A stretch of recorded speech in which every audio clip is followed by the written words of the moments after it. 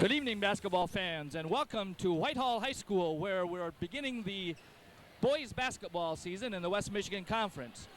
And tonight we have the visiting Montague Wildcats here to tangle with the Whitehall Vikings. Montague sporting a 1-0 record on the season thus far, having defeated Orchard View last Friday evening, while the Whitehall Vikings have started out 0-1, having lost a non-conference decision to Reese Puffer as the Rockets went on to victory. With me tonight in the booth, Jeff Peterson, NBC Middle School Athletic Director and Science and Physical Education teacher.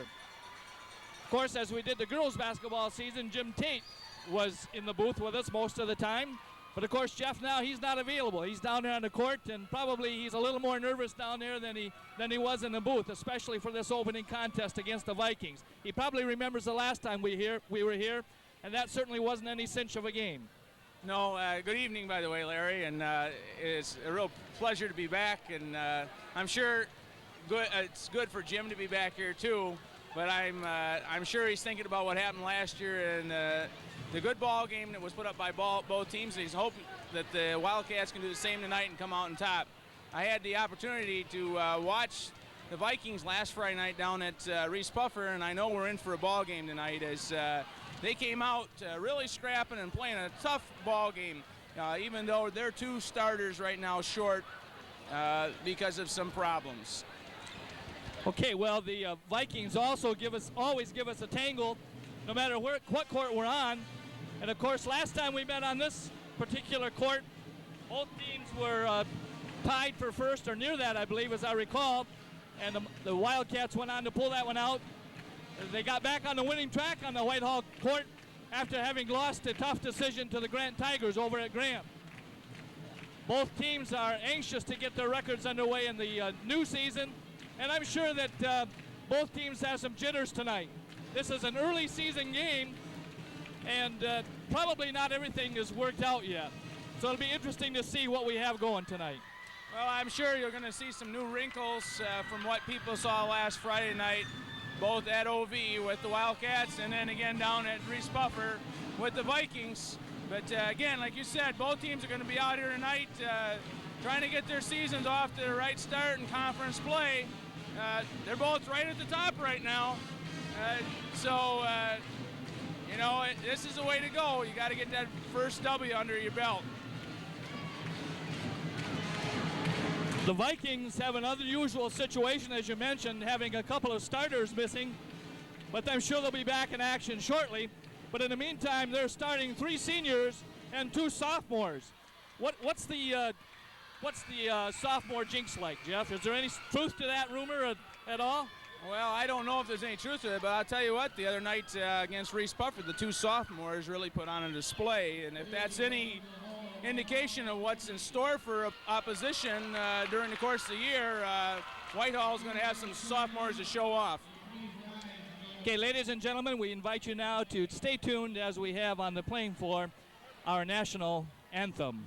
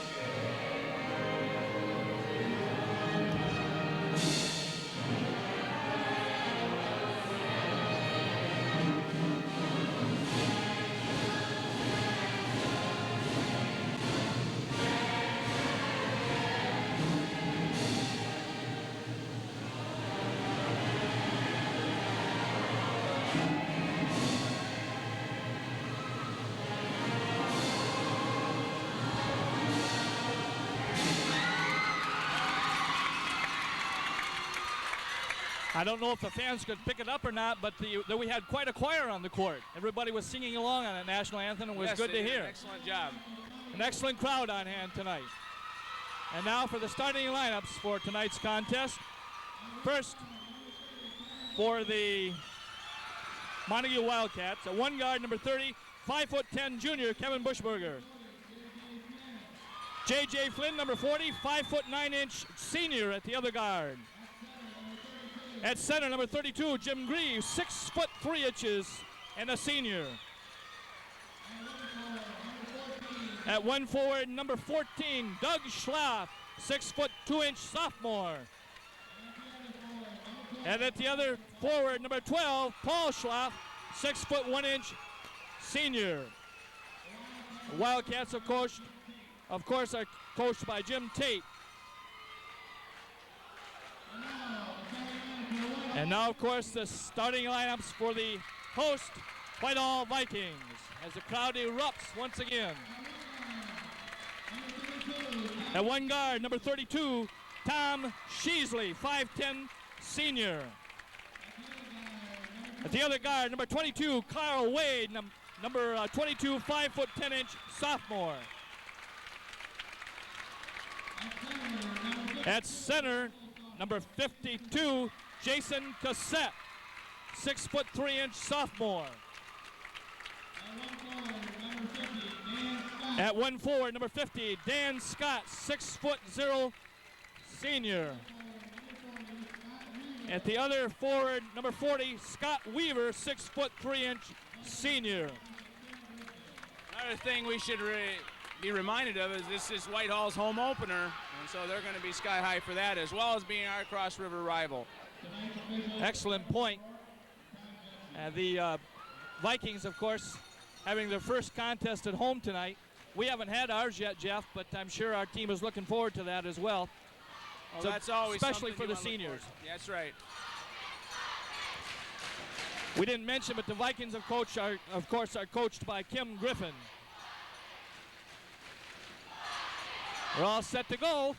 Well, I'll be anxious to see how the sophomores, and we've got three of them out there, one for Montague, of course, Doug Schlaff, Cassette, and Wade from Whitehall. As I said, Cassette and Wade did a nice job last Friday night.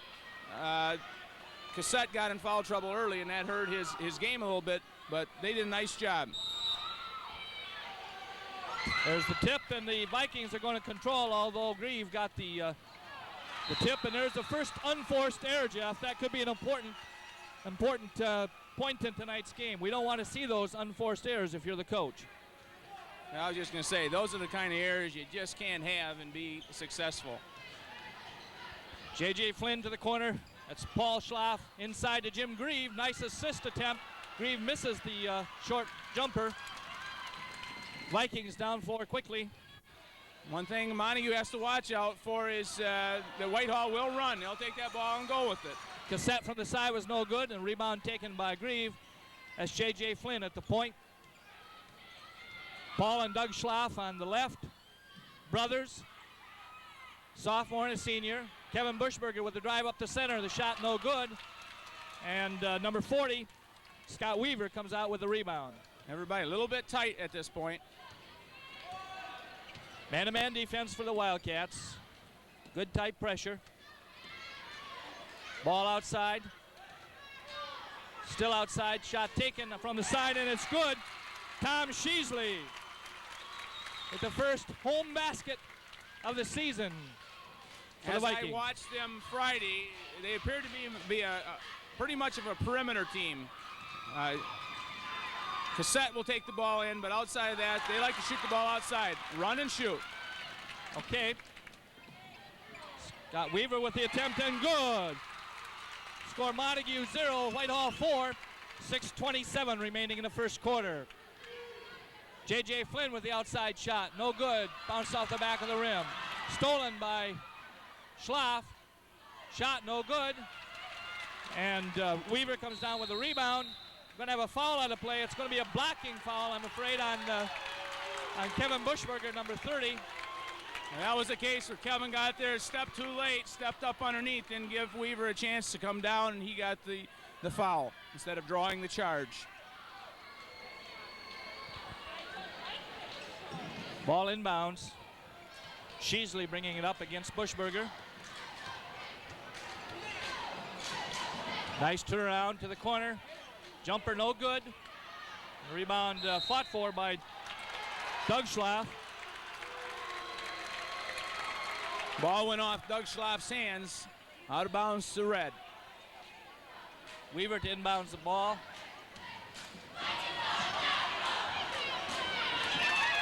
Controlled by the Vikings. Nice move to the inside center. Jason Cassette with his two. That was a beautiful move. Beautiful move. Got Jim Grieve to commit and then took it to the hole. Whitehall 6, Montague 0.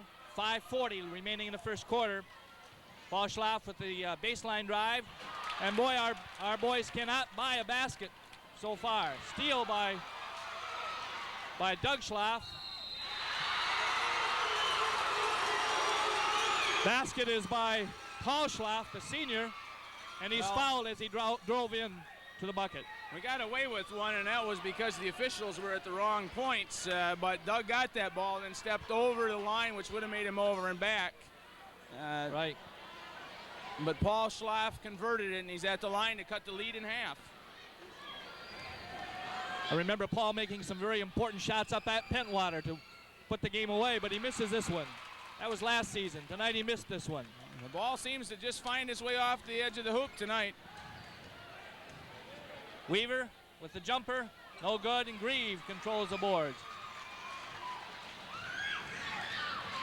Paul Schlaff looking inside, goes to the corner. J.J. Flynn with a three-point attempt, and it's good. Flynn with a three. Carl Wade with the ball. Up court it goes. And now to Sheasley. Now, if Montague can get that and press and have Cassette come out and get the ball and then not press the basket, we'll be getting the press to work to our advantage. Cassette tried that inside move again. A nice attempt on his part, but he took one too many steps. So the Wildcats bring the ball back up, trailing 6-5. J.J. Flynn at the point. Vikings in a man-to-man here. No good from the outside was Paul. Ball was intended for Weaver, but he didn't see it coming. Nice hustle by Kevin Bushberger. Nice turnaround by Paul Schlaff. Puts the Wildcats ahead for the first time. 7-6 and another turnover. Return to Grieve, and he takes steps, I'm afraid. Yes, that's the call. Had the right intent, but one too many steps. Well, nice hustle by the Cats, but a little bit out of control. Instead of putting the ball down and taking a few dribbles to get control of it, just got a little out of hand. Well, we saw some fast and furious action so far, Jeff. The Cats were down, I think, 6-zip, and then came back with that three-pointer making it 6-5, and then the inside bucket made us a go-ahead point. That's a good sign on the part of the Cats. Well, being down 6-zip isn't always good, but we didn't give up. We came right back. When you got a scrappy group like I've seen on the court at this point, that can turn that tide real quick. And as I said, if we can run that press and we don't have to pay for it at the other end, so to speak, because they don't make us go to the hole, go to the basket at that end, we'll just lay back here and go for those steals. And that'll turn the tide quick, as I said. Whitehall with that timeout, I believe. Their first. 4 minutes and 20 seconds left in the first quarter. Vikings are hustling nicely, too. Came out strong at the beginning of the quarter, and they're having a little more trouble now. There's another turnover. Paul Schlaff to the inside. I think he thought J.J. was going down underneath, but Kyle Wade comes up with a steal. Scott Weaver from the side. Good! He's made a few of those in his career, Jeff. Yeah, you don't want to leave him open over there. He's a long-range shooter. He likes to put that ball up. A veteran for the Vikings comes through. We got a new look here. We got a 1-2-2.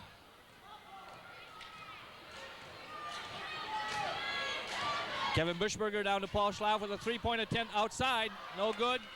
Ball is controlled by Jason Cassette, 52. Jason's listed at 6'3", but he looks like a big 6'3", Jeff. Well, he's a good-sized kid. he takes up a lot of space in there. I just look for him to get better and better as he gets older and gets a little bit more experience. Sheasley outside looking for Weaver, finds him on the left, goes up for the shot, and it's good. Nice touch as he drove around Schlaff that time. 10-7 Whitehall as they've bounced back. Well, on that play, Doug was looking for a little help and didn't get it, and that was the difference. Grieve with the attempt at the tip, and it's controlled by Paul and put in. 10-9 Whitehall. Scott Weaver quickly up court, has the ball, leaves it for Sheasley, guarded closely by Bushberger. Sheasley to the center. Nice block by Schlaff. Nice save, real nice save by Sheasley that time as he was going out of bounds. He bounced the ball back in. He did a real nice job of using his head there as it came back to him on the block, and he was going out of bounds, just knocked it off Doug Schlaff or off of Bushberger's legs. Substitutions coming into the game now. Tom Cedarquist and Eric Webb and Jake Olson for the Wildcats. Rob Smith for the Wildcats also in there. Inside look, Rob Smith I think is going to be called for the personal as Jason Cassette controlled the ball inside. Yeah, it was a nice lead pass. Robbie was following the play and bumped into the man and picked up the foul. Rob's first foul, the second team. Outside attempt, no good. Rebound is controlled by the Vikings underneath, but we're going to have a foul called on the scuffle underneath as everybody was fighting for the rebound. Tom Cedarquist is going to be called for his first personal. Yeah, I think Tom kind of went over somebody's back there to get the ball. He knew what he wanted. Tried to get it. Scott Weaver from the side, no good. And the ball goes off on Rob Smith. Wildcats aren't blocking off the board right now, and they're paying for it as Whitehall's getting 2, 3, 4 shots at a crack. That's right.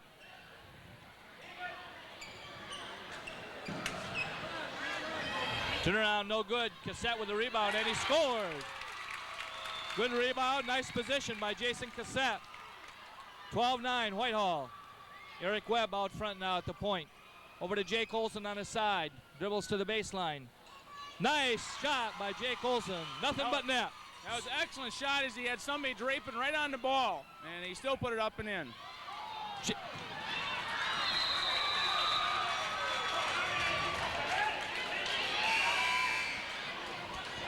Comes Doug Schlaff back in, replacing his brother Paul. If you look out in that court right now, we've got an awful young team. We've got sure two do. sophomores out there, a couple juniors and a senior. Yeah. And the senior doesn't have a lot of playing experience behind him at this point. Jim Tate has a lot of confidence in his people.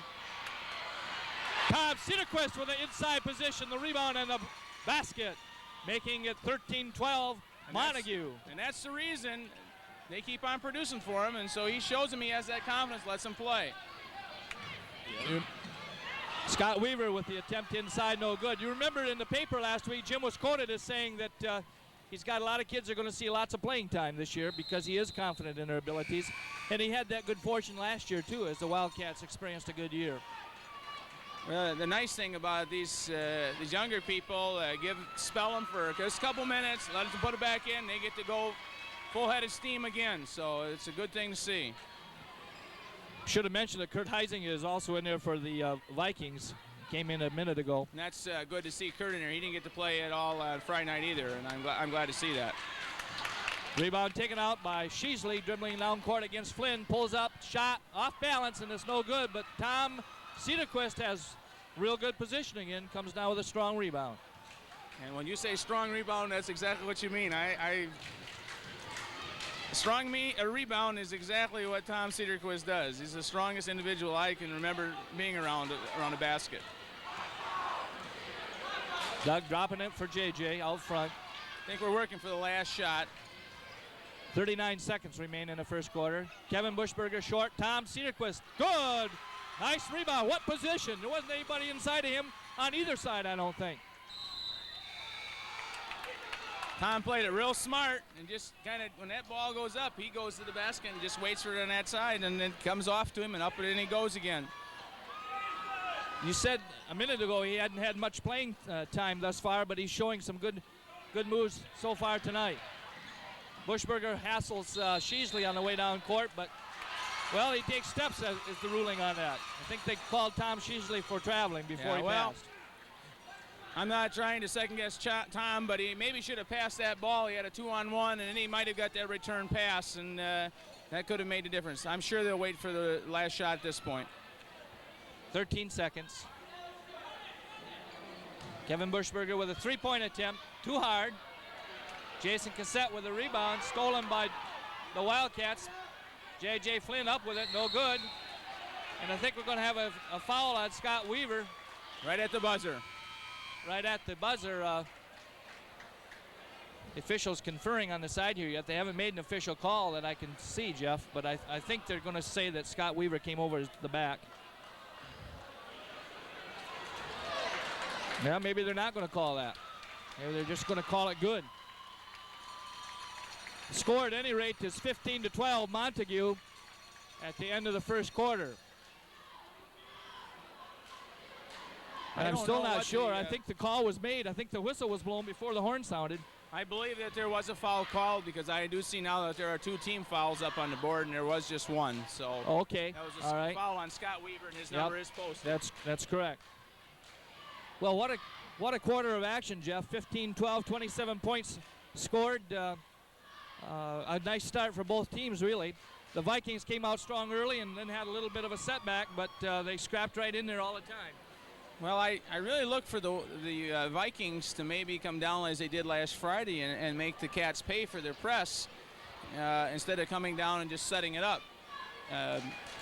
But again, I haven't seen that so far. I would think that that's something that Kim would want his kids to start doing more.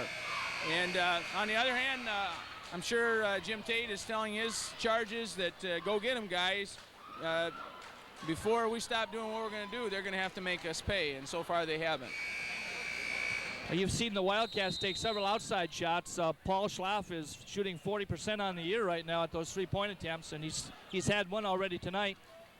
He's leading the Wildcats in that department both this year and last year, and of course, I think he was among the leaders in the league last year, so he's pretty good from out there. I believe, in fact, that Paul shot over 50% he from did. three-point He did. I think it was about 57%. We get another substitute, and Jim Grieve in. Long pass down court as the Wildcats turn that last one over, but Wade misses the layup attempt on the left. Both teams have missed a lot of easy buckets tonight, things that could have really helped them. JJ tried to force that pass inside, and the Vikings control as a result. Wade drops it for Sheasley. Sheasley looking left to Scott Weaver. Up, no good. Kevin Bushberger with a rebound. Dennis Flynn came in for the Wildcats at that last dead ball. Kevin Bushberger trying to set up the play. Inside to Jim Grieve, turnaround, no good.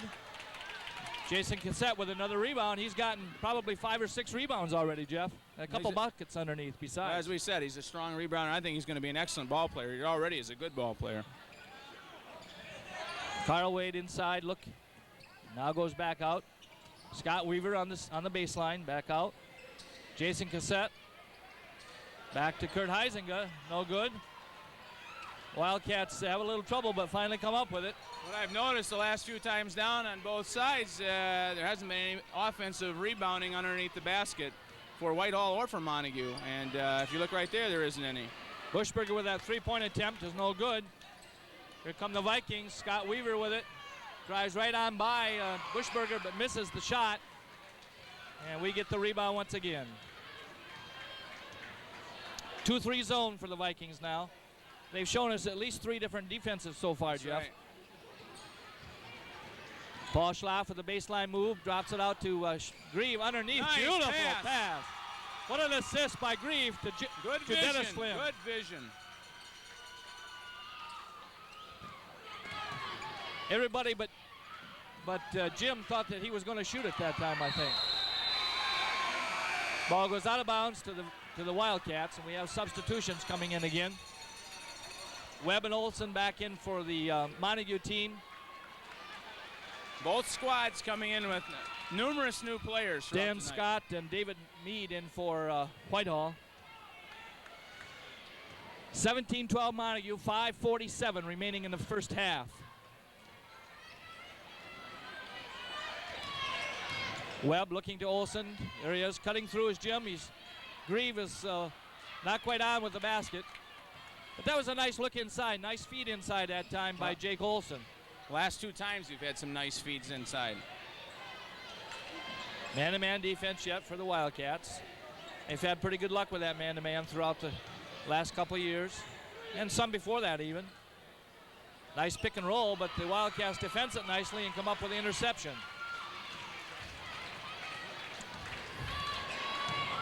I think you're going to see a lot more 5-second calls this year. You don't have to worry about the index line anymore, and if you're on your defensive or on your offensive person with a certain distance, it couldn't be called. Nice down court pass from Sheasley to Carl Wade. Good for the 2 points, 17-14 Montague. And I've seen a lot of people so far get pretty close to that 5-second count. Paul Schlaff on the baseline. Nice inside position by Dennis Flynn. Nice use of the body that time as he went up for that dog shot. Excellent. And that's what we were talking about, getting that offensive boards. Sheasley with a 3-point from the left baseline. Good. Brings it back within 2 of the Wildcats, 19-17 with 4:14 remaining in the first half. Eric Webb off to Paul Schlaff. Looking down the baseline. Jim Grieve cutting inside, gets the ball. Turnaround, good. Nice turnaround move. How many did he make like that last year? Oh, well, lots of them. That's for sure. Nice steal by Eric Webb. Nice hustle. Eric Webb, a junior, coming up with that ball. I think he misspoke. He's a sophomore. Sophomore, I'm sorry. Yeah. Nice play. Headsy play. Of course, that's the kiss of death when you start telling something about how good they are. But he did do an excellent job on that steal and controlling himself along the sideline. More substitutions for the Wildcats. Rotating, especially those front people in and out. Jim likes to play full court pressure defense for most of the game, if not all. And he's able to do it when he's got the horses like he's had the last couple of years here. Scott Weaver with a beautiful turnaround jumper from the baseline, 21-19. I guess what's fair on one end is fair on the other end, and that's what Scott Weaver did. Nice turnaround jumper. 3:18 remaining in the half. Montague up by 2. J.J. Flynn back to Bushberger. Drives the center. Rob Smith with the ball. Good with the left-hand side jumper just outside the paint. Pass down court intended for number 50, Dan Scott. A little too long for him. And you know that if there's one thing that the Wildcats have to do a little better on maybe second half is getting back on the defense. They've had several fast breaks on them. Yeah, that's exactly what I talked about earlier, that they weren't having to pay for. Now Coach Griffin is doing just what I said. Make them pay for those. Take it to the basket. Tom Sidequist with the miss, but Rob Smith follows up with a bucket, 25-19 Montague. Rob Smith had his hands on him as he was going by. And Rob Smith called for the personal. I think that's going to be his second, is it? Not sure. We'll have to wait for the... yes, it is the second personal. You know, for as fast-paced as this game has been, it's really something that we've only had 6 fouls called so far. I mean, that's good in terms of the play of the game, and it's good to see that. But you just don't see it that much action, only that few fouls. Right. Nice pass by Kurt Heisinger. I think Rob is going to pick up his third personal as he tried to make the steal that time.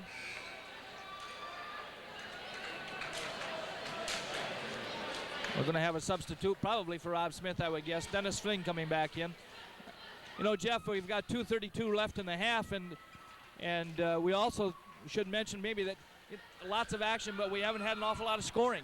No, Remember back early, both teams were having some maybe initial jitters that caused them not to make some buckets that they attempted, especially the Wildcats early. Jason Cassette, good on the first of his attempts. That was the 5th team foul, so it was a 1 and bonus situation. So Jason will get another shot at it.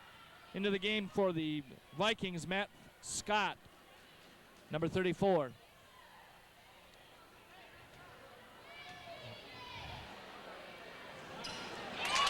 Nice touch, nice touch. Nothing but net on those 2 free throw attempts. 25-21 with 2:27 remaining. Doug Schlaff driving the baseline, pulls up, looking inside and drops it to Tom Cedarquist. Dennis Flynn, good from inside the paint from Cedarquist. I'll tell you, it really helps when you get people to move. There Tom was caught. He had 3 people surround him, and all Dennis Flynn did was move to the open area, and Tom got him the ball, and he had an easy 2. Scott Weaver from the outside. A nice play set up by Kurt Heisinger, though, as he took that pass, drove it to the middle. When somebody came to him, he dished it off. Just like the coach puts it on the board. That's right. Paul Schlaff with the drive inside, passes it back out, and it's controlled by Buschberger for a minute, but, well, now the Vikings are going to come up with it.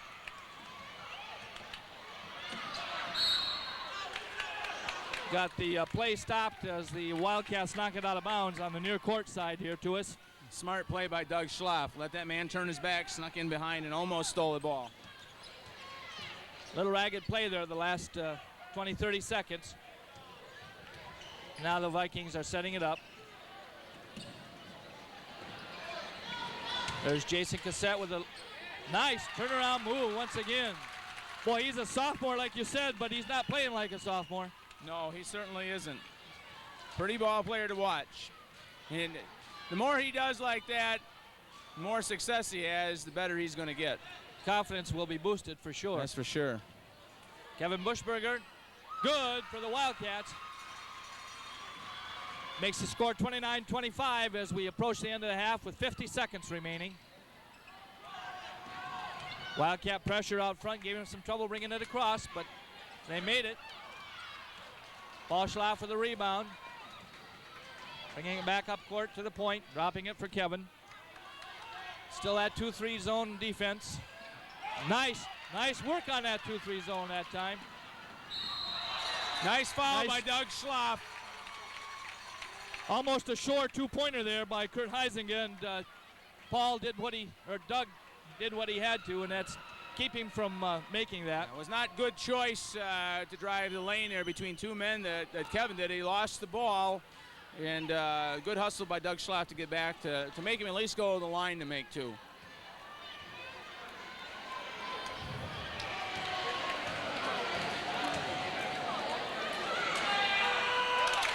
And he makes the first one.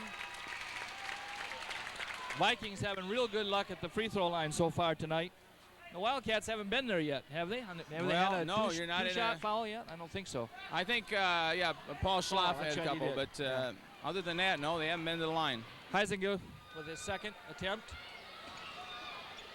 Well, I guess I jinxed him, but it doesn't matter because they're making a 3-point play as Jason Cassette. Well, Jason Cassette made him pay for not blocking off. For sure. Paul Schlaff driving toward the bucket. Throws it back through, and it's taken by Paul, his brother. 8 seconds left.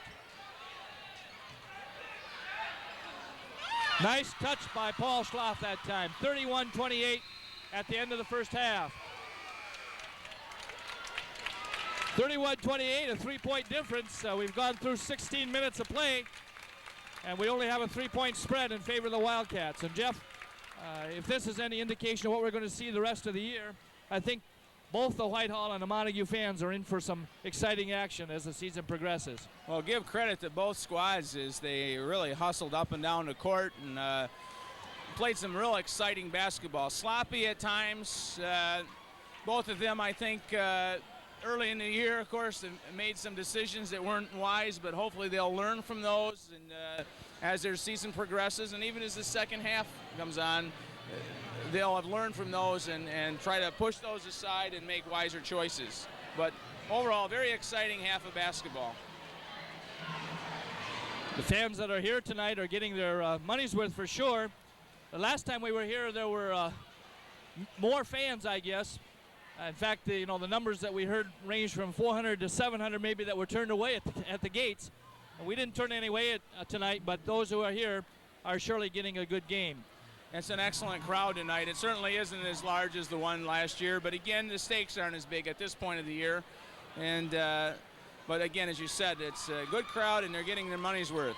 Every bit as good, I think, as last year's game. I think so, too. Well, I think we'll take a break from the action right now. We'll be back at the beginning of the second half to pick up the play right there.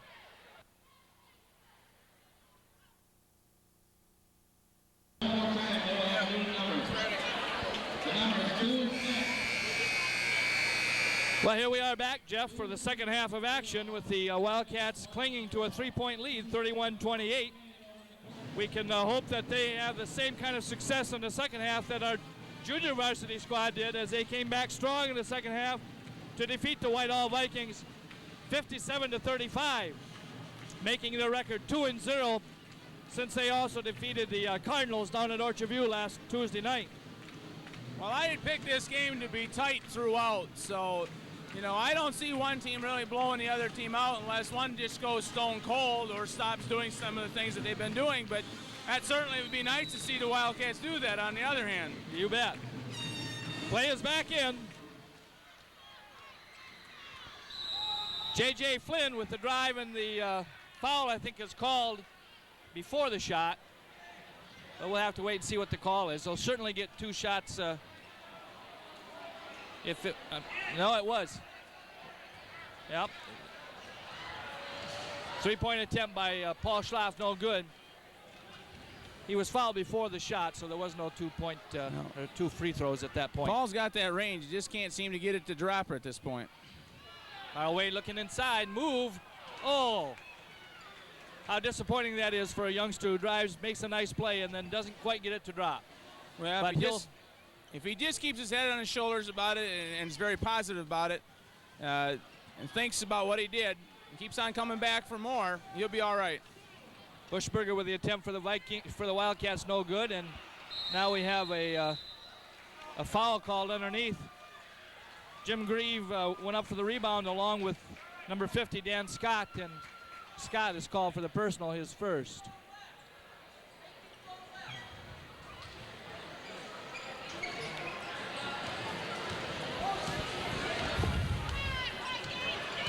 J.J. Flynn to the point. Man-to-man defense now for the Vikings. Nice pick and roll executed partly by the Wildcats, but pass was a little behind Doug Schlaff as he cut through the center that time. Man, I think it was a little bit hard. A little too hard, you're right. A little bit softer. Did we see the? Yeah, I guess we saw the man-to-man maybe real early in the first half for the Vikings. Nice rebound and shot, but it's not good. It was a nice rebound, but Doug Schlaff should have then took it right back up to the hole instead of fading away, and it didn't give him a chance to at least go to the foul line and get up here. Double high post offense being run by the Wildcats now. Isolating Paul one-on-one, and he's making the drive. Good. Nice defensive move by Jim Grieve on the inbounds pass. 33-28, Montague. Nice isolation that time for Paul to make the baseline drive. Yes, and you don't want to give Paul that kind of room because he knows what to do with the ball. Sheasley down court to Cassette. Good. And the same can be said at the other end for Jason Cassette. Nice Jim move. gave him that lane to the basket, and he took advantage of it. Nice vision by Sheasley on the way down, too. Get him the pass. Two shots by the Wildcats don't drop, and the Vikings coming back. Matt Scott took it and brought it back up. Jim Grieve breaks up the play underneath, and it goes out of bounds to Whitehall. Well, the Vikings had the right idea. Get the ball down and take it to the basket. but the Wildcats got back and didn't let them have that easy chance. Comes Eric Webb in for J.J. Flynn. I think Jim trying to get J.J. out just for a second to just calm him down and say, let's have some better choices of shots. Nice move that time by Kyle Wade. We were talking at halftime with Chuck Mitchell, the community ed director for White Lake Community Ed, and he mentioned that Kyle Wade was going to be a good one, and we certainly agree with that. That was good evidence at the other end of the court. Wildcats lose it to the Vikings. Sheasley bringing it up, looking for Cassette, finds him, and oh, what a shot!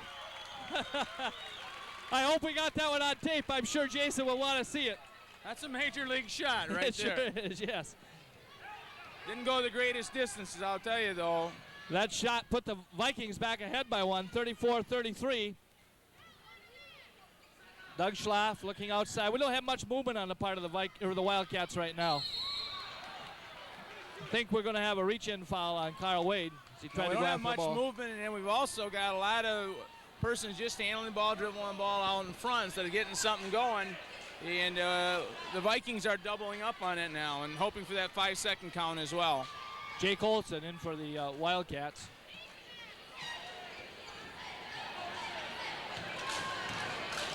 Paul Schlaff out in front to set the play up. Jake with the ball on the right side looking into Jim. Not there, dribbles to the center. Nice touch by Jake Olson for the 2 points. 35-34 Montague at the 4:53 mark. And there's of a the young third man quarter. that's really nice to see do as well, because I can remember early in his career, he didn't get to play a lot, and he's seeing quite a bit of action now. Perseverance means a lot, as evidenced by Jake Olson. Kyle Wade a little off on that three-pointer. Jason Cassette, nice move inside, and he's going to be fouled, I think, by Jim Grieve. He got a step on Jim that time, took the inside. Well, the first thing that Jim did wrong was let him get the ball. And then once he got the ball, he gave him that lane to the basket, and then it was just a matter of, was he going to give it all the way to the basket, or was he going to have to foul him? And as we see, he took the latter. First personal on Grieve. First team, Jason Cassette shooting 2. I think that's 3 in a row for Jason. He's had a real good touch on everything he's done tonight. And as we said, the more he does this, the more confidence he's going to get, and the more often he's going to want that ball. Misses this one. Nice rebound by Jim Grieve. He went up in the air and grabbed that one. We've got a tie score at 35 apiece. Jake Olson looking inside to Jim, just ticked away by Jason Cassette. I think the Wildcats can do that all night long. They'll just work it to get it inside. I think they can get it in, and Jim could take it to the hole. He's been kind of quiet tonight. They haven't gotten him the ball very often, and I agree with you, especially a sophomore in there on the defense. Maybe we can take advantage of that a little bit more. But here come the Vikings. Scott Weaver, Carl Wade, shot, no good. Jason Cassette and Paul Schlaff fight for the rebound. I guess it's going to be controlled by the Wildcats, as the official rules. 3 more new people coming in for the Wildcats. Bushberger, J.J. Flynn, and Tom Cedarquist.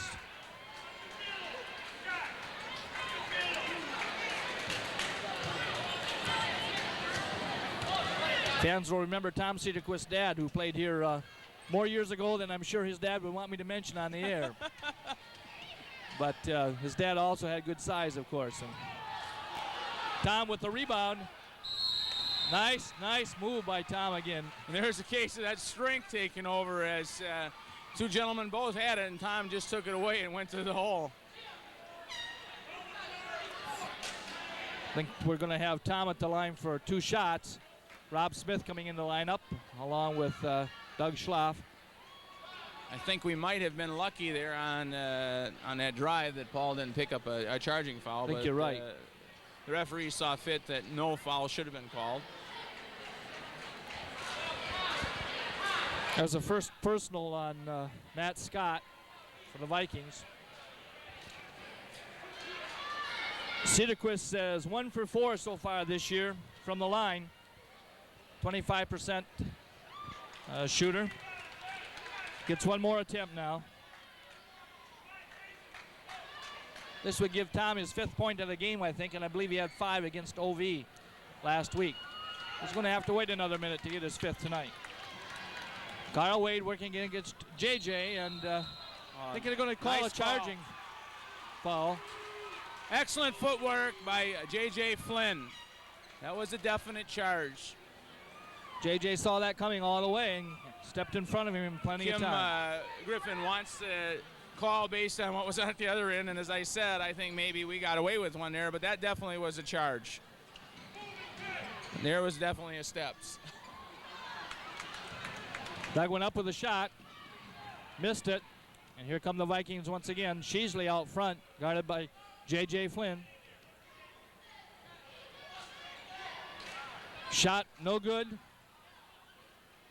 The shot was by Scott, Matt Scott. Kevin Bushberger, Doug Schlaff. Turnaround jumper is good by J.J. Flynn, but it was a little off balance. We won't see that in the scorebook, though. No, that's right. They look the same. Scott Weaver drops it for Sheasley. 37-35 now. Montague in front. 2:40 left in the 3rd quarter.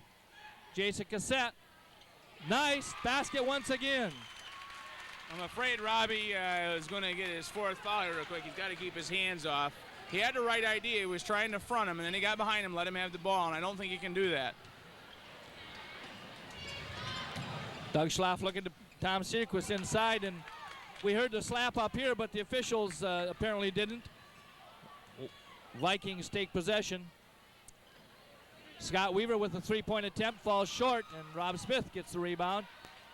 J.J. Flynn from Bushberger, good! 39-37 Montague. Nice read up the court and get in the ball. J.J. took it to the hole. That's exactly what the Vikings were doing to the Wildcats early on in the first half. No basket.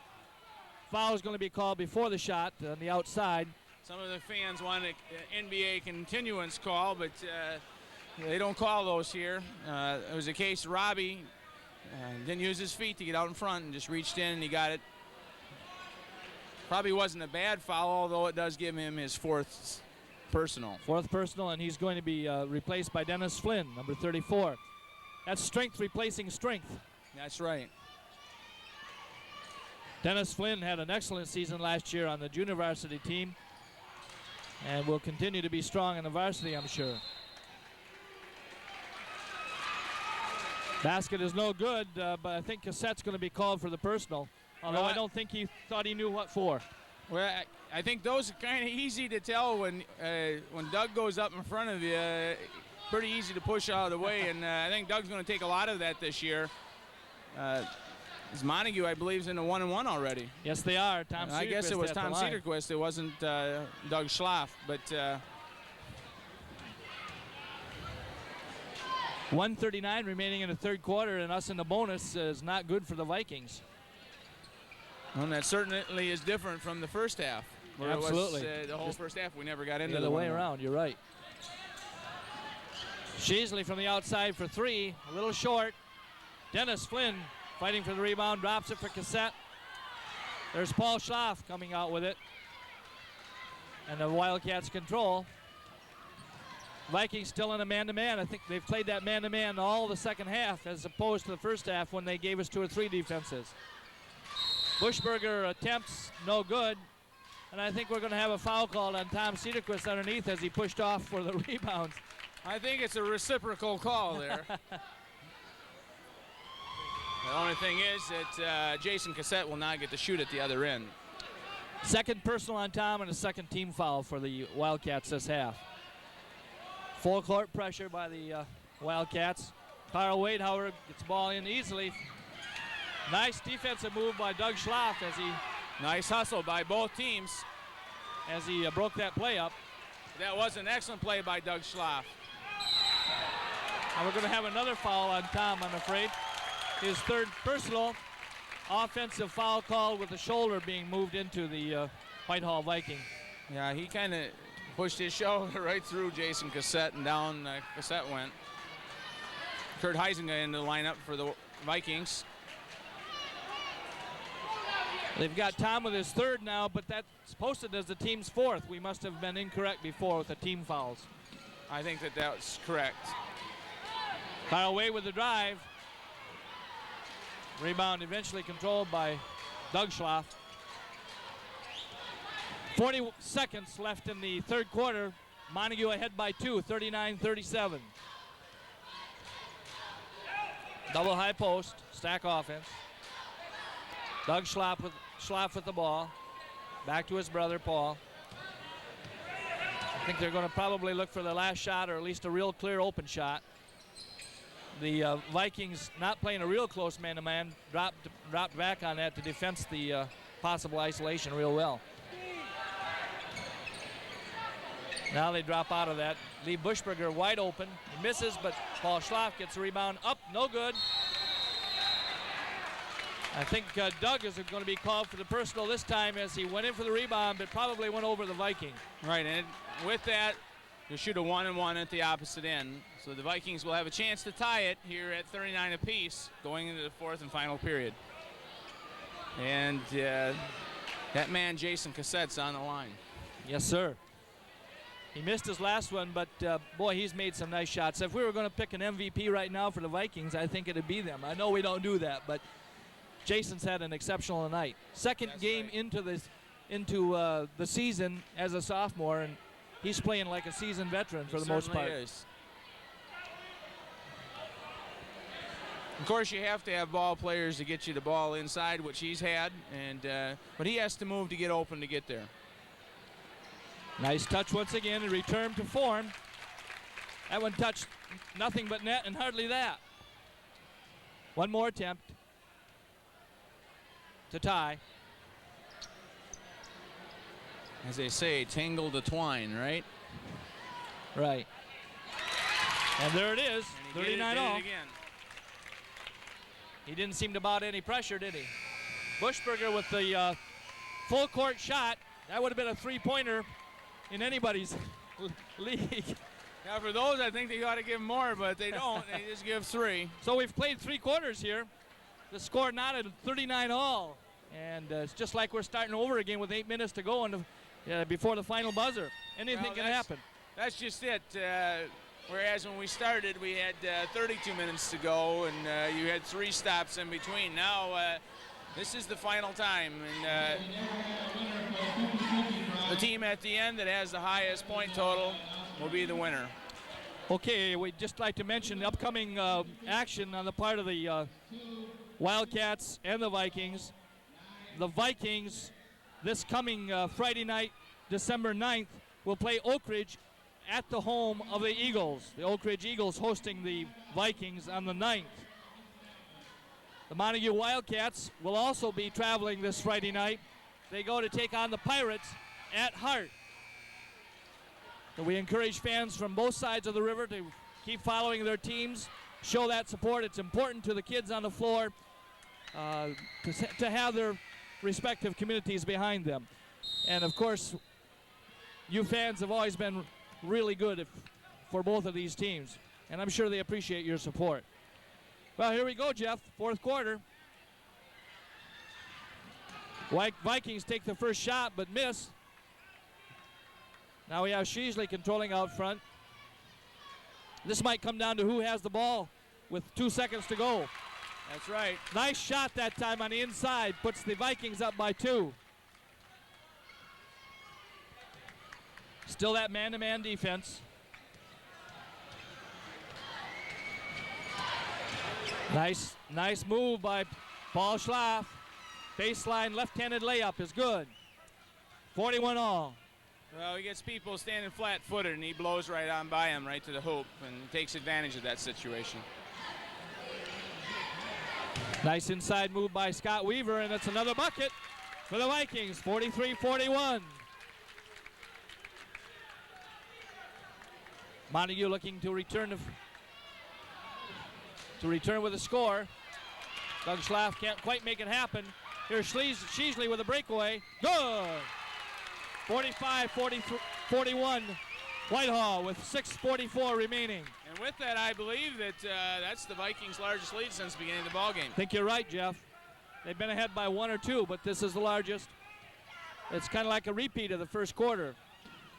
Paul Schlaff with the drive, no good. Rebounds by Jim Grieve, goes up, and he's going to count the basket. Basket is good, and he's fouled.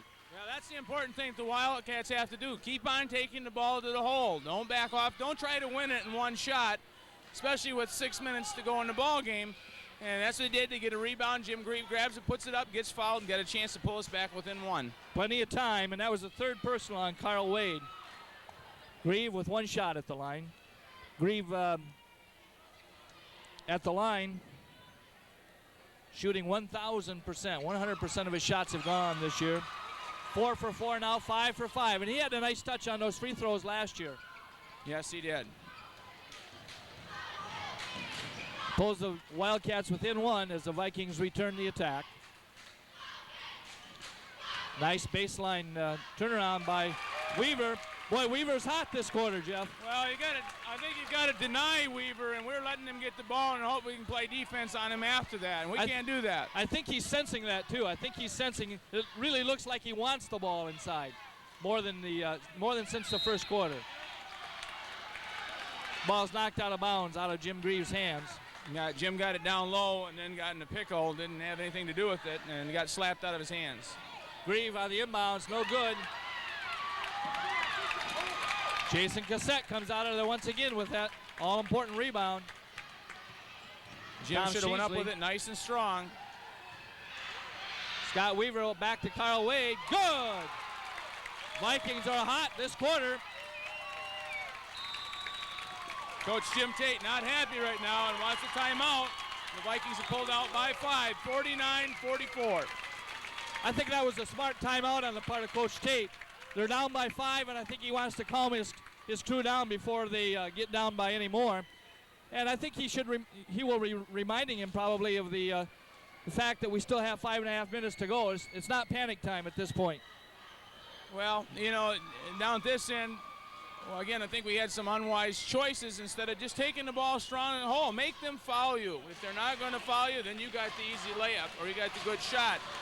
And we got a little bit fancy, and that cost us. Whitehall came down and made us pay for it.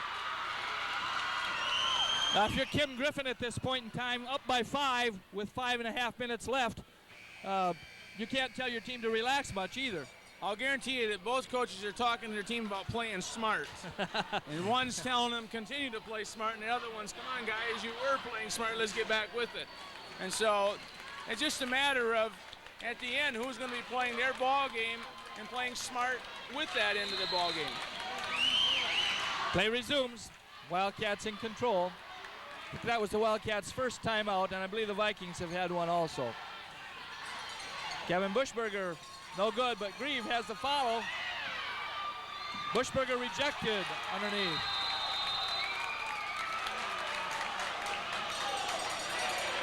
I think Bushberger was on the floor when the Viking Sheasley went over the top of him, and he's getting up a little slowly. Nice hustle by Tommy Sheasley. Real nice move. I'm real glad to see that he didn't get hurt, as I'm sure everybody is. I think we're going to have a little housekeeping action here as there was some perspiration on the floor. Officials are usually pretty good about catching those things. Is that how you do your house cleaning, bottom of your foot? Every time Charlene makes me do something, that's the way I do it. Right. Me too. Boy, will I hear about that remark, won't I? Kevin Bushberger on the baseline, no good.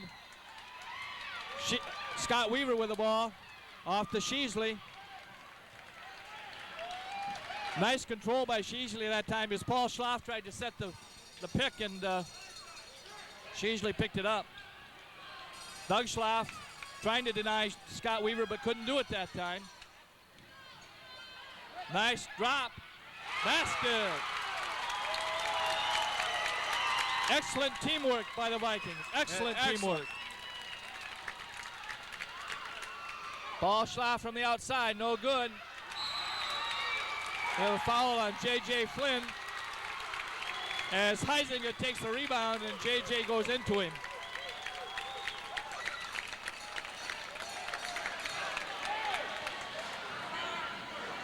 Well, at this point, everything seemed to have gone kind of stone cold for the Wildcats, and the Vikings just gathering momentum and gathering confidence and dropping the ball in the hoop. So we've got a 7-point lead at this point. And again, I think everybody should be cautioned for the Wildcats that you got a lot of time, get 2 at a time. And then play good, tight defense. That's right. Kurt Heisinger good on the first of 2. One on bonus, actually. 52-44, 8-point lead. 4:39 remaining. Should mention Jake Olson came back into the contest for the Wildcats. 2 nice free throws by Kurt Heisinger. Put the Vikings up by 9. That definitely is the largest lead either team has had tonight, I believe. Grieve from the inside, can't get it to drop. Goes in and out. We're going to have a foul called on Scott Weaver. Doug Schlaff retrieved that ball real nicely and drew the personal. I was going to say it was a nice strip of the ball of Scott Weaver by Doug Schlaff, and then I think Scott Weaver got a little bit frustrated and fouls Doug. Doug Schlaff on the line then. He's 2 for 2 for the season up till now coming into the game, so we'll watch to see what happens here. Make that 3 for 3. I was going to say Doug has been a little bit short on his shots tonight, but he certainly wasn't short on that one. That was right on. Short right down the middle.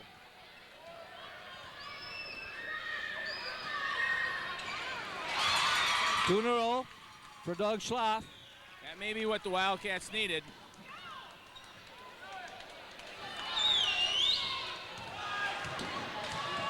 Once again, they're looking inside to Scott Weaver. Once again, Doug tries to deny and does this time. Nice move by Doug. Nice hustle. Saved that out of bounds. Jake Olson comes up to the point. Almost loses it. Does lose it, but it's knocked out by the Vikings. That's pretty to watch. 6'3" sophomore dive on the floor for a ball. You don't see that happen very often. Correct. That's desire. J.J. Flynn, Eric Webb coming back in for the for the Montague Wildcats, along with Dennis Flynn. Tom Cedarquist also back in. I think some of the starters getting one last little chance to get a breather before the final gun. Paul Schlaff on the outside perimeter looking for that three-point possibility. Eric Webb driving right, looking inside. I think he's called for the traveling. Couldn't quite stop himself from dragging that pivot foot. Sheasley with the ball. Well, people wanted something. There wasn't anything there. No foul. No, good no call by the official. Drive and basket is no good. Foul is called on the Vikings, I believe. On the rebound attempt. I didn't happen to see that. But the referee that was trailing did see it. Said Jason Cassette went over the back. That's his third personal. Paul Schlaff will be shooting. Paul 100% coming into the game, remember. Timeout. Whitehall. Well, we have 3:33 remaining. 53-46. Favor of the Vikings.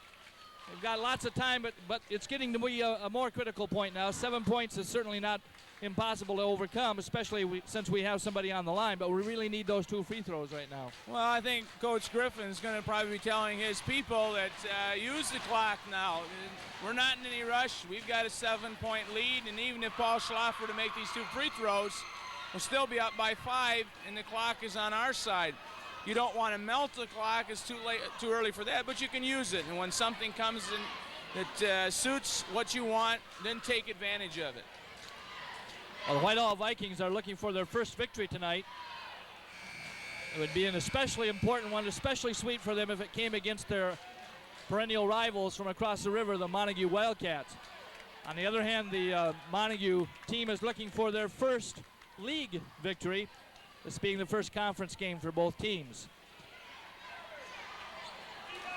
Paul Schlaff at the line, as we said.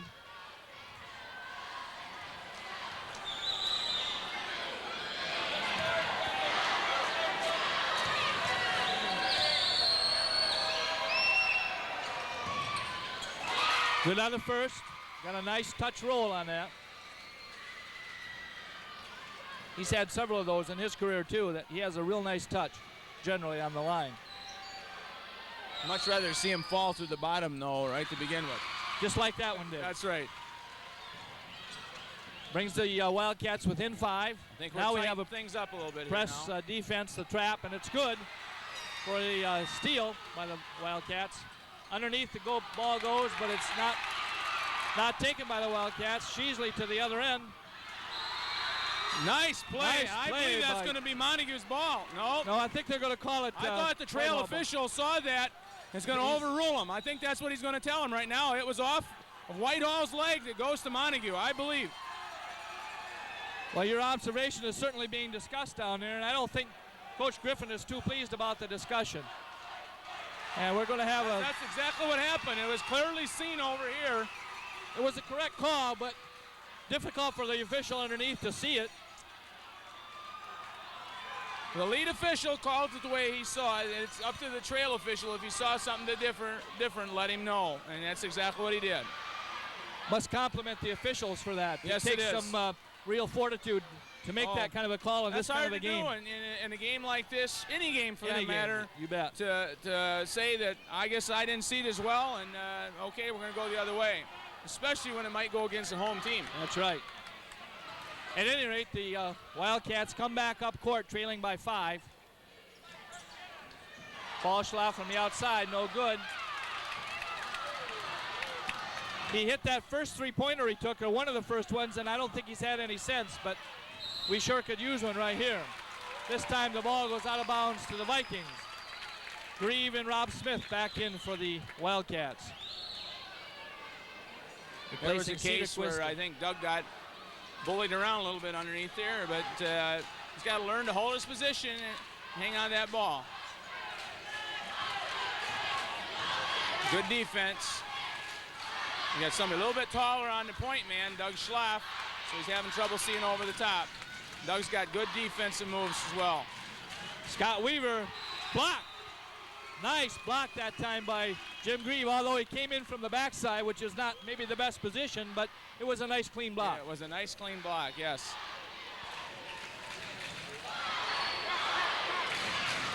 Kurt Heisinger back to Sheasley.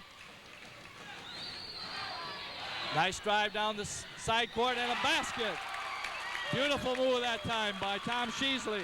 Well, JJ let himself get beat, and Tom Sheasley knew exactly what to do. He just took it right to the hole and guarded that ball all the way up and put it down.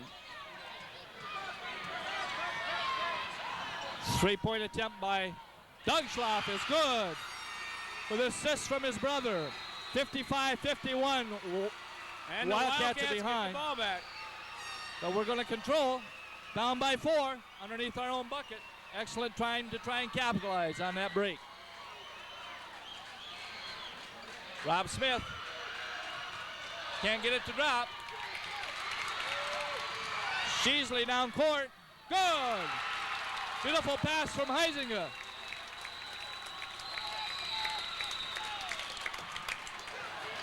Sheasley is hurt at the offensive end. I didn't see. Did he twist his ankle as he came down after that shot? I'm not sure what he did. I saw him after he laid it up, turn and start up floor, and he just collapsed. Went down and called for the official.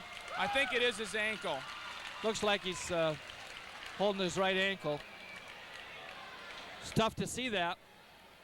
Sheasley's played an excellent game for the Vikings. You hate to see that anytime, but Tommy Sheasley's played an excellent game. I hate to see him have to go out at this point. We wish him well.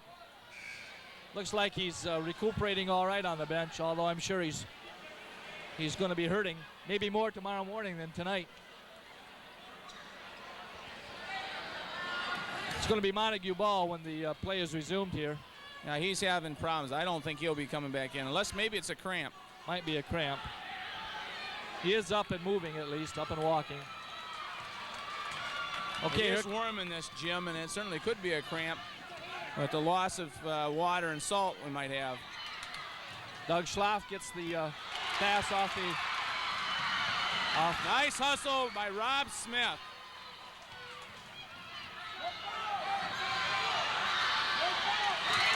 Bushberger with an errant pass again. makes the defensive move, but it hurts the Wildcats as we're down to exactly 1 minute, 30 seconds to play. Wildcats trailing by 6. J.J. Flynn back in for the Wildcats. Boy, you can't have those costly turnovers, especially when you're in a situation like this. They need every possession they can get. We've had 2 right there. We get a break on that one, Jeff. That was a turnover, but boy, I'll tell you what, the Vikings got a break on their own turnover. That's for sure, because it was probably a sure too at our end. Flynn, Paul Schlaff, back to Flynn. Over to Doug, into Rob Smith. No good. But we can't buy a basket right now. But we're still hustling on the defense. Then, excuse me, that's J.J. Flynn with the three-point attempt, and he's fouled by Wade on the shot. I still think we're going for that three-point shot, a little bit premature, but that again, well, 1:04 remaining. We do quite well. I know Yes. we were down by 6, but we're going in line now for 2, and if we can get that, we'll be down by just 4, and 2 possessions could get us right back into it. JJ will be on the line, but the Vikings call timeout here with 1:04 remaining. That was Wade's 4th personal, and in a way, Jeff, that wasn't a bad foul for him to make. That was a 3-point attempt, and the most they can get at the line, unless he misses, is 2. Well, as we said before, you know, a 3-point brings you halfway back. Here you got to make 2 shots to get 2 points, and then you're still going to be 1 point short of what you possibly could have got in the beginning. So, yeah, it was a good foul. Oh, we have a break here. We'd just like to remind fans again that next Friday the 9th, that's the day after tomorrow, the Wildcats will be traveling to Hart to take on the Pirates at the home of the Pirates, while the Vikings will be traveling to Oak Ridge to take on Oak Ridge. Well, if tonight's contest is any indication of what we're going to see in the West Michigan Conference this year, we're going to see a lot of good basketball. We have 5 or 6 teams that could really compete well for that top slot by the end of the season. Yes, I think the league might not have as strong a member on top, but I'll tell you, down through the bottom, it's going to be the strongest it's been in a long time.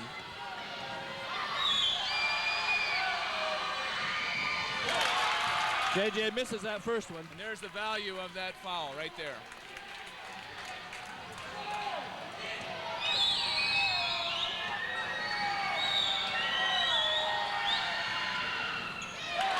Misses both of them, so Montague is still down by 6. Moving down to a minute. Got 2 Vikings open underneath, but JJ makes that move. Nice defensive deflection. Well, it's getting a little rough out there now as both teams are going after the ball. Wade for the Vikings, looking to kill some time on the clock. Back to Heisinger. He puts it up. No good. Rob Smith with the rebound. Down court to Paul Schlaff. Pulls up for that three-pointer. No good. Rebound is taken by Dan Scott. Intercepted. 3-point by Flynn. Good. 57-54. Well, that puts you right back in the ball game quick. 30 seconds remaining in a timeout, Montague. As soon as the ball went through the net, the Wildcats called a timeout, but I think there's a question about that. Question whether it's 2 or 3. I think it was a three-pointer. Again, that's the value of that second official, and the first official being able to say, yeah, he was correct.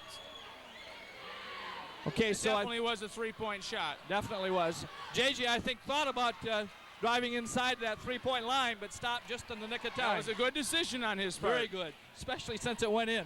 If you're a Wildcat fan, it was a good decision. Lots of good decisions been made on the part of both teams. I was watching the pro game the other night, and with 5 seconds to go and down by 3, one of the guards brought it inside the 3 seconds. That doesn't make any sense. You might as well let him shoot from in there. And I think that's the same thing that Whitehall was thinking. Let him shoot in there. Just don't let him shoot outside that. Or if they Very good. Foul them. That was JJ's second three-point shot of the season. He's now made one and missed one. So he's shooting 500 from out there. I'll tell you, that's very impressive. Tommy Cheesley wants to come back in. He can't hardly walk, but that's the kind of competitor he is. Vikings put the ball into play, and they're going to be called for traveling. 28 seconds left on the clock. Well, I tell you what, Larry, those are the kind of things that happen that make coaches look like me on top. Yeah, that's for sure. Rob Smith and Jim Grieve back in for the Wildcats, replacing Doug Schlaff, Eric Webb. Excuse me, that's Kevin Bushberger going out. Wildcats may be looking for that three-point attempt now. Paul looking for the opening, can't find it as Heising is playing excellent defense. Good! 2 points. No, he down just by gave him one. 2. He just gave him 2. 50. Oh, Got to foul him. He's got to foul him. Got to foul him. And there it is. We're going to call a foul, I believe, with 6 seconds left. Foul is on Montague's 40, J.J. Flynn. I think the fans and Coach Griffin are looking to see whether that last shot was a 2-point or a 3-point. Now they put it back to a...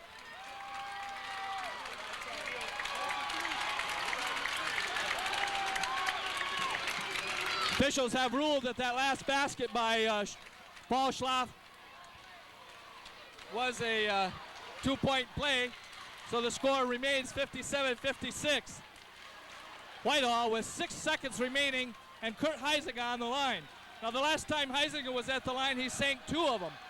Well, that's even all right if we can get a 3-point shot off to put it up.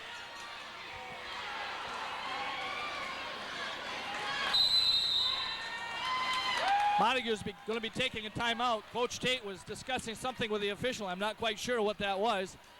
I think the question was whether it was a 1-and-1 or whether it was an intentional foul, perhaps. And I think the official is going to call it a 1 bonus. Very critical free throws for the Vikings. They're up by 1, of course, but the Wildcats are certain to get at least 1 more shot at the basket. Well, I don't know if you heard me. I had a fan here ask me, and they said that they thought they saw it such that Paul left on one side of the line, landed on the other side, and that being the case, that is a 3-point shot. The referees didn't see it that way, and that's the way you have to play it. But that's why probably the kids down here didn't foul until 6 seconds left, thinking that they had a 3-point, then realized all of a sudden that they were still 1 point down, and they had to get that ball. That's right. It'd be interesting to see if our cameraman picked that up on the tape. Should just mention that Randy Michelson, a senior at Montague High School, has been kind enough to do the tape work for us tonight. Randy did it all last year and did a super job for us. We really appreciate his efforts. Randy's a senior at Montague High School, and we know he'd probably rather be sitting over there with his friends, but he's really done an excellent job for us here on the camera. The only thing I can say that the head official, not the trail, but the head official, might saw Paul step his foot on the line, which we couldn't see from this angle. Could be. Heisinger, good.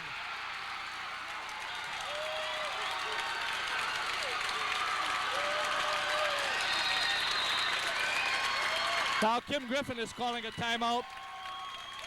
Well, here's where coaches make all their money, because here's where they make all their decisions. Right. He's probably, of course, asking Heisinger to remain calm at the line. Hopefully he can get a 3-point lead, and then I'm sure he's telling his Chargers, don't foul. That's right. Or maybe in that circumstances, go ahead and foul, because the most they can get is 2 points, but don't let them shoot that 3-point shot.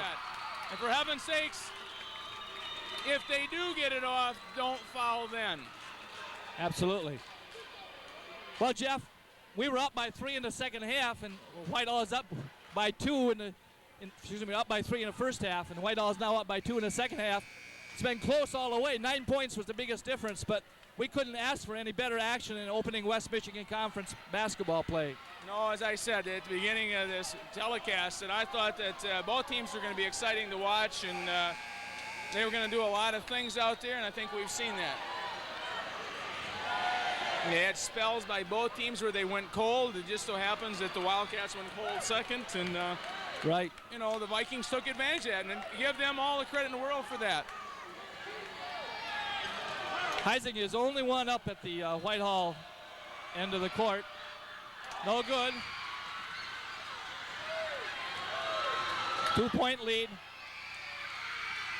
Montague misses that last point shot. Final score of the game, Whitehall 58, Montague 56. So the Vikings take revenge on the Wildcats, pulling out the first conference victory and the first victory over the Wildcats for a couple of years. Yes. And I'm sure the Wildcats are disappointed, but they played well. Still early in the season, and I'm sure they'll look to do an equally good, if not better, job at home later on in the season when the Vikings return to Montague.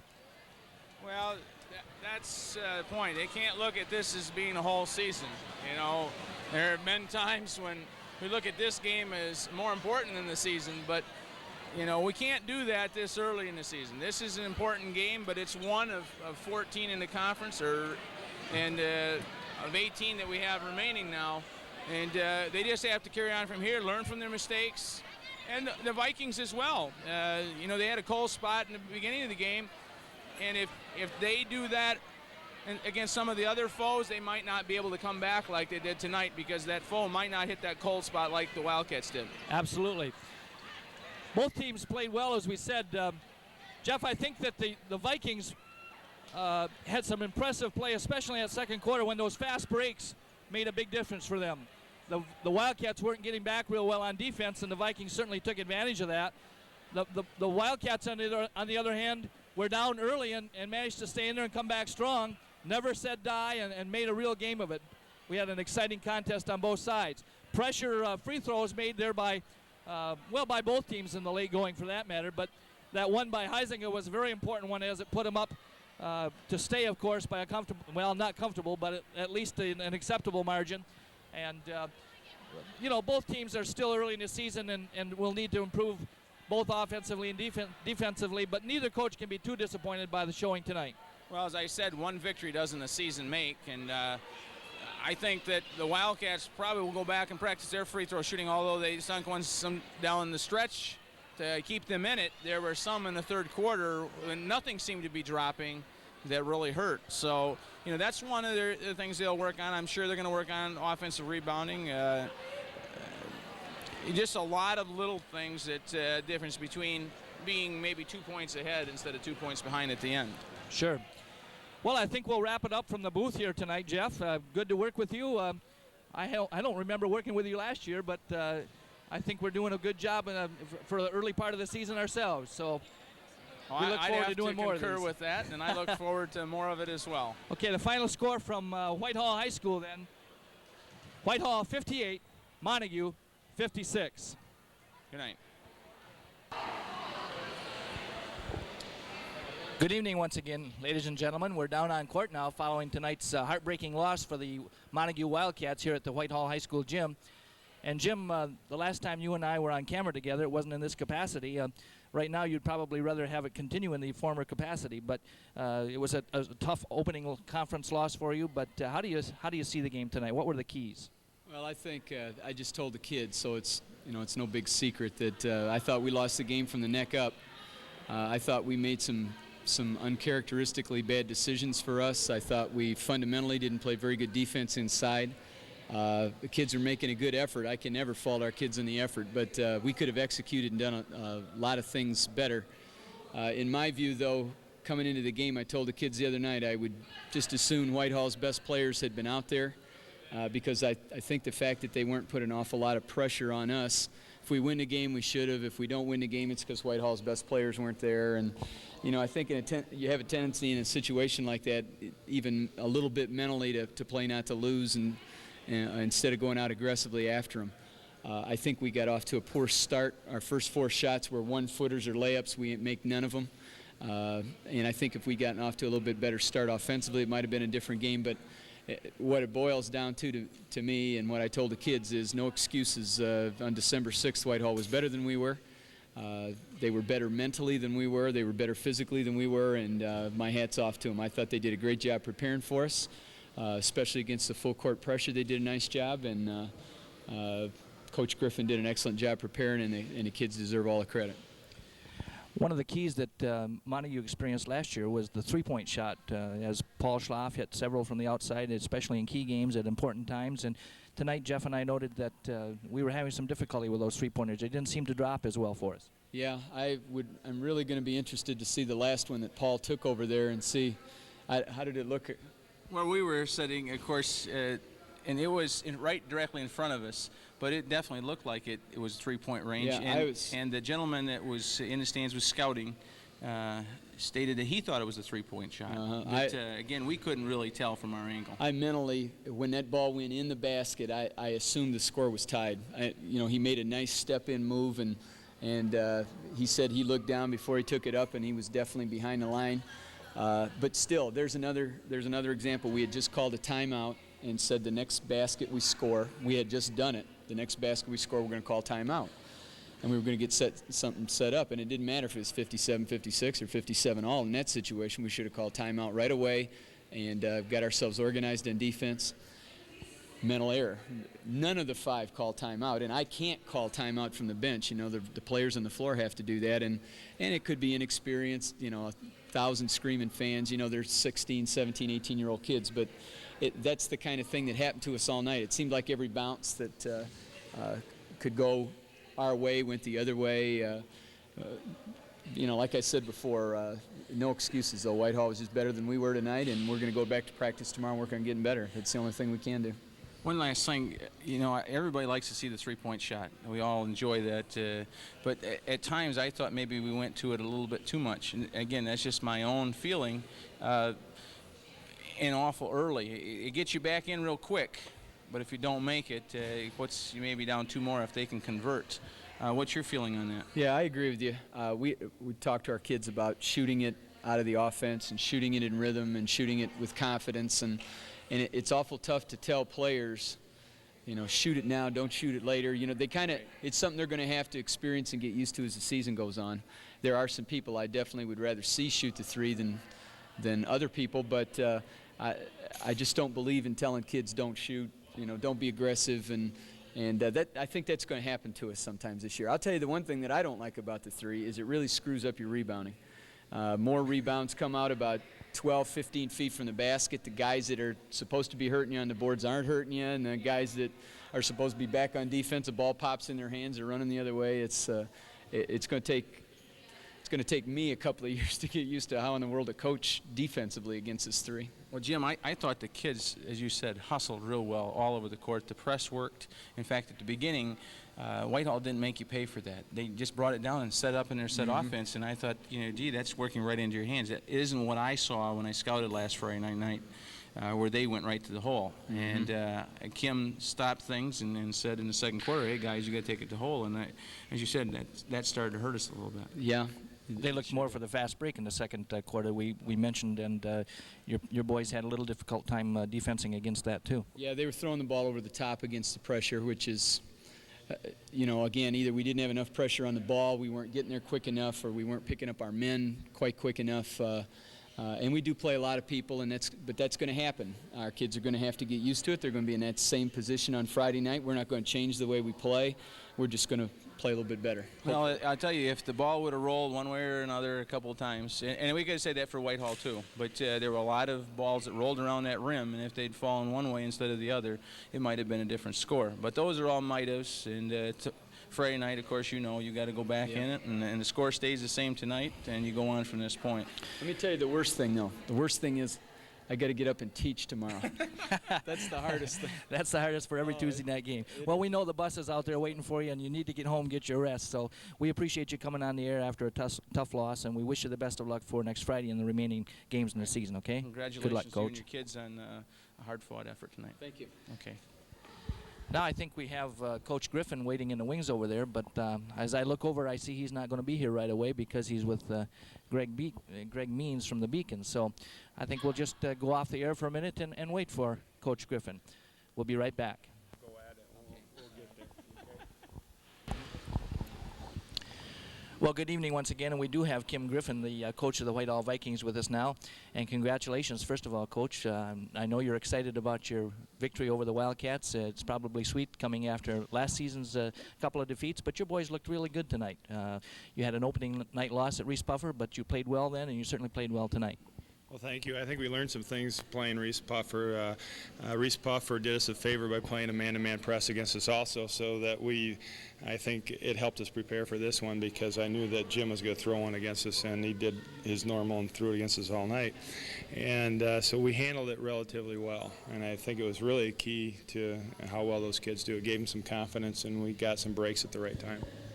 One of the things we mentioned several times was the play of an outstanding sophomore that you had tonight. Jason Cassette, he didn't look like a sophomore most of the time out there.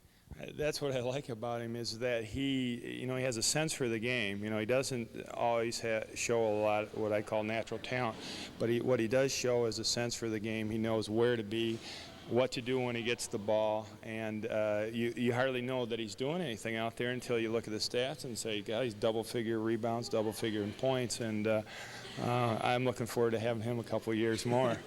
I think you're looking forward to having another young man that's a sophomore a couple years more too, Carl Wade. I thought did an excellent job for you last Friday night, and then came off and started tonight and did a nice job again. He's a smooth guard, and he's learning.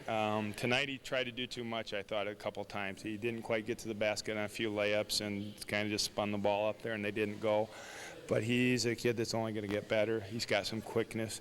You didn't see his shooting ability really tonight. You may have seen it Friday against Reese Puffer, but he's coming, and with the sophomore we have playing on the JV team and Javen Ross, that we've got a pretty good sophomore group. I also saw some other kids tonight that didn't get to play on Friday night that I thought came in and did a nice job, and that, those things happen, and it's really nice when you see a kid rise in those occasions, again, I think you had a couple of those kids tonight. Well, I had a kid, Kurt Heisinger, that I knew could help us. He just has to be in the right frame of mind. He was tonight. He came out and he really helped us breaking the press and getting the game under control. He only really did one thing I didn't like, which was shoot it when I wanted to slow the game down. But we talked about it, and he helped us a lot. And a few other kids came in and helped us also. I don't think we can forget the effort of your seniors either. We had a couple boys on the court tonight that have lots of experience, and they showed it. Scott Weaver had a couple of hot streaks particularly, and Sheasley was excellent all game as well.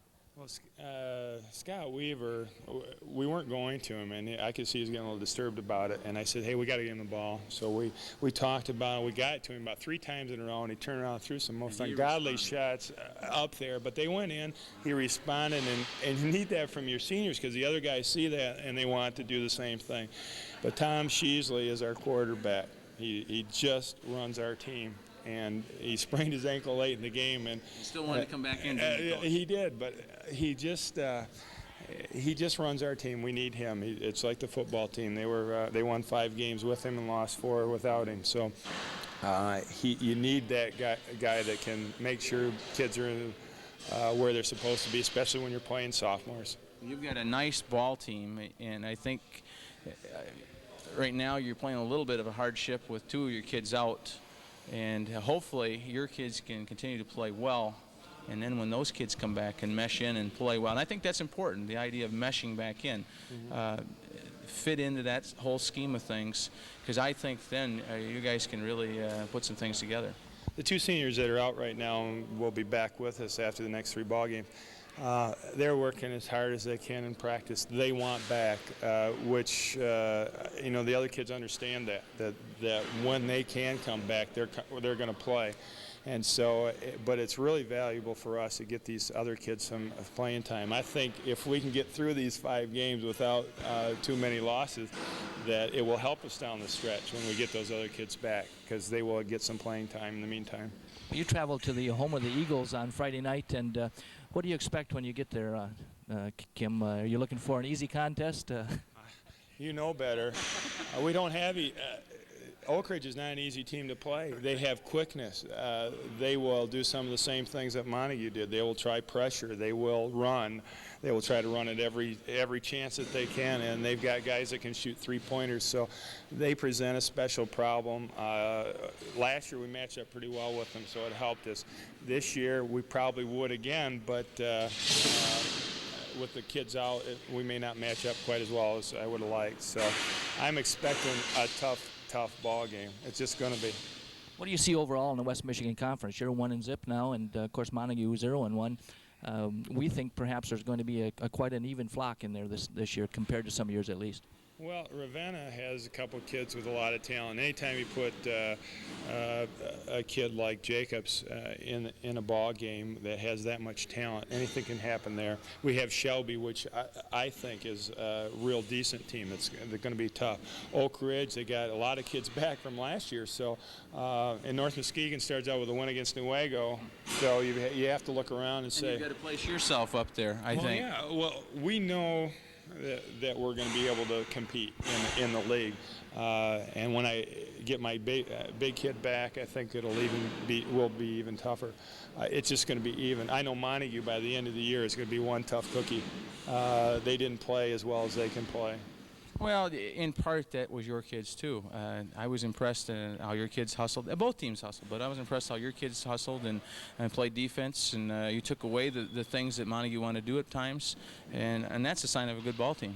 Well, I think that defense is the key for both teams. Both teams played decent defense, and it takes you out of your offense. And the man-to-man that was played tonight was played relatively well. There were not easy shots gotten. I mean, everybody worked hard for those, and a lot of the easy shots were second shots.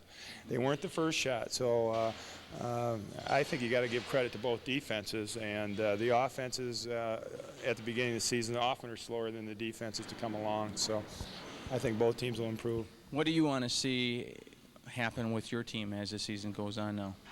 I want, like any team, I want to gain poise in the tough games like this one, which this will give us some confidence in doing that. But I would like to see a better rebounding team by the end of the season, because in the last two games, at times we've been getting murdered on the boards, and we really need to work hard on that aspect of the game. We're not physically big. We got a lot of kids that have finesse bodies, okay? So if we can improve our rebounding so that if we can rebound with any team, I feel we can play with any team. I think you've got one individual in Jason Consett. If he can get a little bit more aggressive on that boards, can really take command. He's not a naturally aggressive person. We brought some of that out in him, but he's not naturally that way, and you have to keep on him, and he's coming along really well. But, yeah, sometimes he'll stand, and the same with Scott Weaver. Sometimes you'll see him stand, and next time he's really fighting for the ball. If we can get more consistency out of those guys and put Mike Kirsham in the middle of them eventually, then our rebounding will be really creditable. Well, Kim, we congratulate you again on your first win for the season, a very important West Michigan Conference victory, and we look forward to seeing you back in Montague, of course, where I'm sure we'll have another good contest, and we wish you the best, both here and there. Well, thank you, and I always look forward to going back to Montague. We like to play there, so thanks a lot, you guys. Have a good holiday season. Congratulations. Congratulations. Well, thank you, guys. See ya. Kim Griffin, the coach of the Whitehall Vikings, obviously enthused by his first win of the season, first conference victory, and looking forward to an exciting year all the way through the West Michigan Conference. But as he said, it's not going to be an easy task for any team, Jeff. No, as we talked about, I think it's going to be the strongest conference from top to bottom that it's been in a number of years. And whereas we had a very strong team last year, I don't know that anybody's going to be that strong. But again, top to bottom, it's going to be very tough. Anybody can beat anybody, and that's just not a statement. That's a reality, I think. Anybody can beat anybody on any given night. Okay, well, from Whitehall High School, until next time, this is Larry Lindquist, along with Jeff Peterson, saying good night. Good night.